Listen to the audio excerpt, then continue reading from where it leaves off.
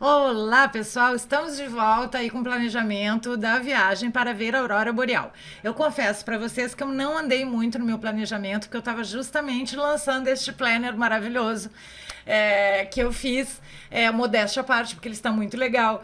E ele, inclusive, já está à venda. Se você quiser ver por dentro, num outro vídeo que eu vou mostrando mais, você pode clicar aqui em cima em algum dos dois, e se você quiser adquirir também tá aqui.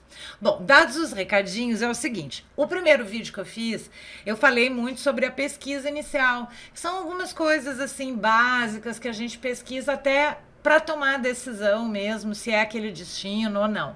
E aí eu vou só passar aqui rapidinho, que eu tenho algumas informações que me deram. O pessoal que viu que eu estou organizando a viagem, quem já esteve lá, começou a me passar algumas dicas. Então, eu tinha falado sobre os caçadores de aurora boreal. Eu falei em dois muito conhecidos, que é o Marco Broto e o Daniel Jalpor. E a Marli Bender, ela me deu também um outro nome, que é um outro rapaz, que eu vou colocar aqui no vídeo. Por que que é importante a gente saber sobre os caçadores, né? Porque eles são profissionais que têm experiência em ver a aurora boreal, né? O Marco Broto tem mais de 80 expedições. Então ele é super, super conhecido. E, claro, não é só ele, né? Existem outros, como o Daniel e como esse outro que eu vou colocar aqui como referência, mas só para esclarecer melhor. São profissionais que já estão acostumados, que têm lá equipamentos, que fazem medição, eles fazem uma verdadeira expedição. Então é muito diferente, por isso que a diferença de preço do que se a gente for sozinho, né? Independente, de forma independente. Não que a gente não vá ter uma agência lá para ajudar. Por isso que tem uma diferença de preço. E também porque você não vai fazer absolutamente nada, né? Você vai entrar no avião, o máximo que você vai fazer é providenciar as tuas roupas de inverno. Então, não aguentei, já fui lá pesquisar para não deixar aqui incompleto para vocês. O nome do outro rapaz é André Bonotto. E ele é um brasileiro, mas ele está morando há mais de 10 anos na Noruega. Então, isso que seria interessante para mim, ter algum caçador de aurora lá já conhecido. Quem me indicou, então, fica aí o meu muito obrigado para Marli Bender, né, que recebe as minhas dicas lá no WhatsApp. Estou de volta. Então já tinha dado os recadinhos, aí eu parei o vídeo, agora estou aqui de volta de novo.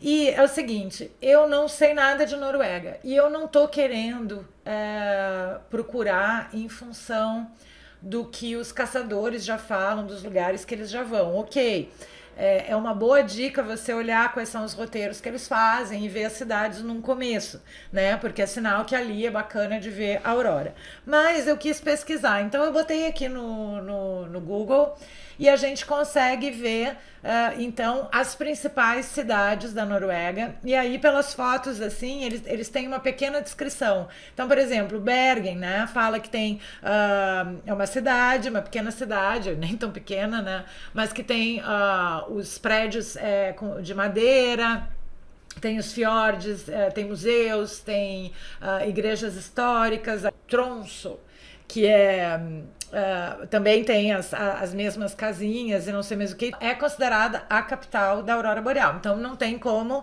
escapar dali. Mas aí depois eu fiquei olhando aqui Flam, que é uma cidadezinha, é uma pequena vila com vistas dramáticas e tal. Então eu tô dando umas pesquisadas, né, nessas cidades. Essa aqui é uma ilha, são as ilhas, né, Lofoten, que até eu ouço histórias para dormir daquele aplicativo Calm, e eles têm uma história sobre as ilhas, então tem essas casinhas e não sei mais o que, e aí conta, já fiquei com vontade, isso é um lugar que eu vou já, não tenho a menor chance de eu não ir. Só que agora eu preciso ver aqui, então, quais as que estão atraindo a minha atenção. E aí, o que que eu vou fazer a partir daqui? Eu estou anotando, eu vou ler sobre elas primeiro lá no Visit Norway. Vou começar por ali, que é o site onde dá todas as informações práticas sobre o país e sobre as cidades, e olhando para esse lado bem turístico.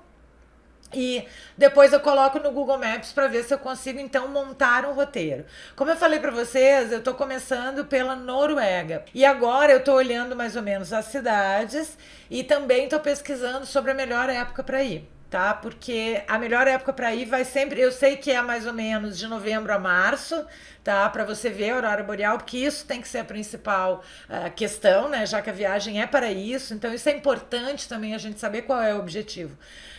Porque o meu objetivo em ir para a Noruega é ver a aurora boreal. Então a gente começa já pesquisando qual é a melhor época para que você possa ver as luzes, que é um fenômeno natural. Então essa viagem aqui não é fácil de planejar. Por isso que eu estou fazendo tudo com muita calma, para ler, porque eu não quero ir à Noruega somente para ver a aurora boreal. Isso é o principal objetivo. Mas eu também gostaria de ir em pequenas cidadezinhas, fora talvez do circuito turístico, para conhecer um pouco mais o país e ver essas vistas, né, dramáticas, como eles falam, porque são lugares muito, muito diferentes do que a gente tem aqui no Brasil, com as casinhas, enfim. Então, eu tô agora dando uma estudada aqui no que me atrai, olhando as fotos, anotei aqui então as pequenas cidadezinhas. Olha como tem lugares incríveis na Noruega. E claro, aqui nós estamos olhando as fotos que foram escolhidas. A gente tem que ver mais, tem que ver se é fácil chegar, se não é fácil chegar. Então eu estou um pouco nessa fase. Mas só queria mostrar para vocês, porque isso aqui eu vou levar um certo tempo. E hoje a gente vai falar um pouquinho sobre a documentação. Então eu vou voltar aqui no Planner para a gente falar sobre documentação para Noruega. Tô agora falando Noruega ou Finlândia, é muito tranquilo para ir para lá. Eu não pretendo alugar carro, mas de qualquer maneira eu já tenho a PID, que é a permissão internacional para dirigir. Lá no blog, se você quiser saber como que funciona, ela basicamente é uma cópia da carteira de identidade. Nós não precisamos de visto para Noruega e podemos ficar até 90 dias por lá. Então, na verdade, a única coisa que a gente tem que ver é o passaporte para ver se ele está dentro da validade. Como a minha viagem provavelmente vai ser o ano que vem, o ideal é sempre que você tenha 6 meses, né? De duração ainda do seu passaporte depois que você voltar. Eu procurei já e a Noruega não tem nenhuma regra escrita, não tem nada dizendo sobre isso. Então, eu parto deste princípio, meu passaporte está ok, está em dia, validade, é bom a gente já checar com antecipação. Visto, a gente não precisa, a minha carteira de identidade está ok. Por que eu falo da carteira de identidade? Porque eu penso assim, antigamente eu nem levava. Aconteceu comigo em Veneza, eu fui no museu onde tinha o audioguia. E para eu poder levar o audioguia comigo, eu tinha que deixar um documento. E eu só tinha o passaporte, meu passaporte eu não largo com ninguém. Então, eu fiquei sem pegar o audioguia por conta disso, porque eu não tinha um outro documento que eu pudesse deixar para poder pegar o audioguia. Então, agora eu sempre levo a minha carteira de identidade, ou pode ser a carteira de motorista, porque é um documento, não vai substituir o passaporte, obviamente, mas para essas coisas, como deixar o documento para pegar um audioguia, ou se por um acaso você perde o seu passaporte ou é furtada, você tem até como provar que você é você, porque você tem um documento com foto.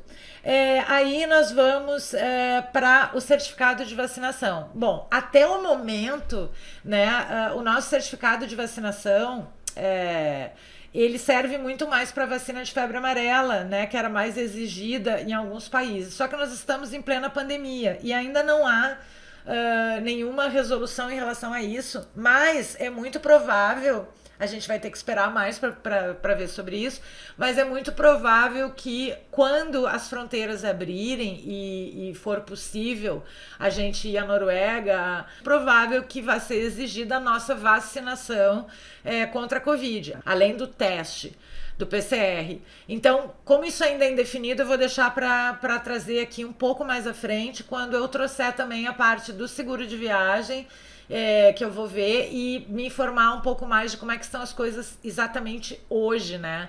E aí depois isso é uma coisa que a gente tem que deixar para depois, que é uma situação que ainda está indefinida. E as outras questões aqui, por exemplo, seria comprovante de hospedagem, né? Eu só listo os documentos, porque na hora da gente colocar na nossa pastinha para viajar, aqui no checklist eu só listo os documentos e a gente já olha, bom, comprovante de hospedagem, quando eu for mexer na hospedagem. Carta convite, eu não vou precisar. A carta convite, ela substitui um voucher de uma hospedagem normal, num hotel, num Airbnb. Então eu não vou precisar dessa carta. Comprovação financeira. Geralmente eu levo o resumo do meu imposto de renda. Então eu ainda vou entregar o imposto de renda deste ano. Então ainda não tenho esta comprovação ainda. E também, obviamente, o cartão de crédito e o dinheiro que eu estiver levando. Receita médica eu não preciso, passagem eu não vou ver ainda, só ano que vem. Taxa de turismo não tem nenhuma lá que eu saiba, porque por enquanto eu não estou indo em nenhum parque nacional na Noruega, então provável que não tenha. Certificado veterinário, não estou viajando com pet, então só repassando assim rapidamente a parte de documentação, não precisa de grande coisa para viajar para a Noruega, não precisamos de visto. É passaporte e o restante é mais na frente quando a gente for viajar. Então, no próximo vídeo, eu vou trazer para vocês a parte de seguro viagem, para a gente ter uma ideia de mais ou menos quanto que está custando, se ele tem Covid, se ele não tem Covid. Vou trazer os preços mais atualizados de teste PCR, aonde que dá para fazer, como que a gente procura, o que que é importante, o que que está rolando lá na Noruega por enquanto, que eu vou começar agora a pesquisar diretamente lá no Visit Norway, que é o site turístico do país, tá bom? Então até o próximo vídeo, um beijo e obrigada por estar aqui me acompanhando neste planejamento. E não esquece, se você quiser o Planner Viajante Solo, que é esse que você está vendo aqui, ele já está disponível. E se você não é muito internetica, se você não gosta das coisas online, de fazer as coisas online, ele também tem a versão PDF que vem junto para você poder imprimir. Então clica aqui em cima para conhecer melhor o Planner Viajante Solo. E não esquece de assinar o canal aqui no YouTube. E se você estiver vendo no Instagram, me segue aqui no Instagram para acompanhar o planejamento dessa viagem. Um beijo e até mais!